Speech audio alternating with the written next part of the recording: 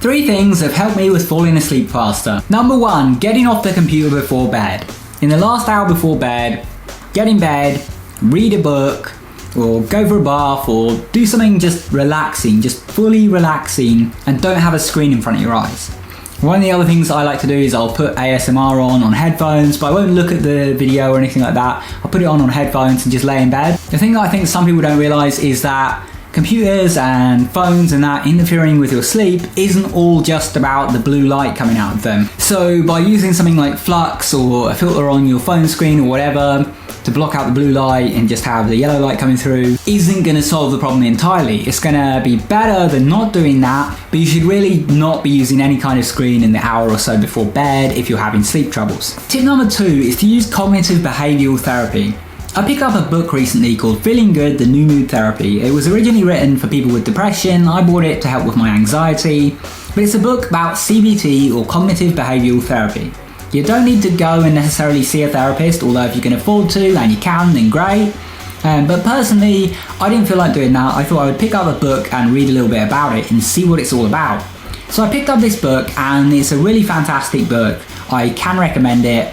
And in the book, it tells you all about these different approaches that you can use.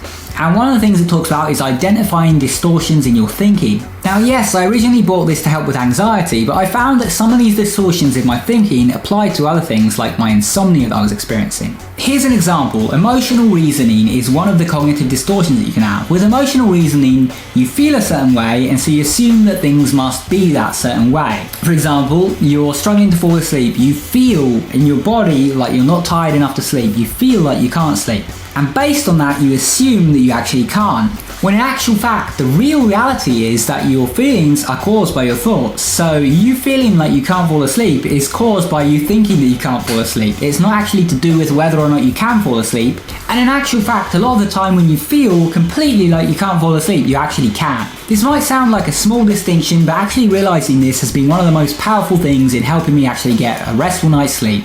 Number 3, last but not least, a sleep mask. A sleep mask does wonders for your sleep. If you have any sleep issues and you're not using a sleep mask, I don't know what you're doing. Seriously, it should be the first thing that anyone tries when they have sleep issues. Get a sleep mask and wear that.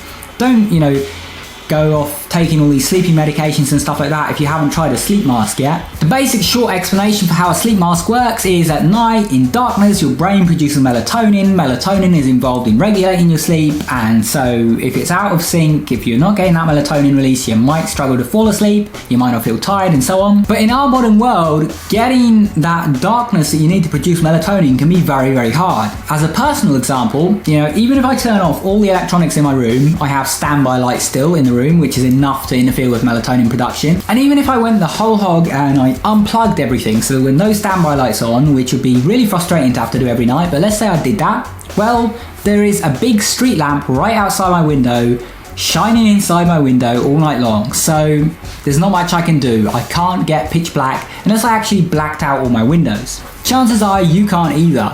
Just being dark isn't enough. You want pitch black, basically, or very close to pitch black if you want optimal melatonin production. So you could black everything out, unplug all the electronics and do all of that, but is that really necessary? No, it's not, because you can just get a sleep mask for $3 or $4, put it on at night, and that blacks out the light for you, and you get normal melatonin production, and you're going to sleep amazing. And this also improves your dream recall, improves the clarity of your dreams, and makes you more likely to lucid dream. So may as well get one. Speaking of lucid dreaming, if you'd like to learn how to lucid dream, I've made a course specifically for you guys based on the things that I wish I knew when I was a beginner. I put it together step by step so you can follow it one lesson at a time and know exactly what you need to be doing next. If you want to find out more about it, check out the link in the top right hand corner or down in the description below.